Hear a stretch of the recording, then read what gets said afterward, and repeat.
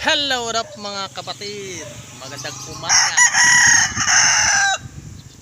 Andito na naman tayo sa ating araw-araw na gawain. Dito tayo sa ating backyard. Andun si nanay kaupo. Nagpapainit kasi alas 8 ngayon ng umaga. Maganda ang init ng ganitong umaga. Ayan. Nandito tayo sa ating backyard. May mga konting alaga tayo. What up? What up? Good morning sa lahat nating mga kapatid dyan. Ayan yung aso ko nandoon na. Ayun nilagay ko na yung aso para magbantay dito sa ating alagang manok.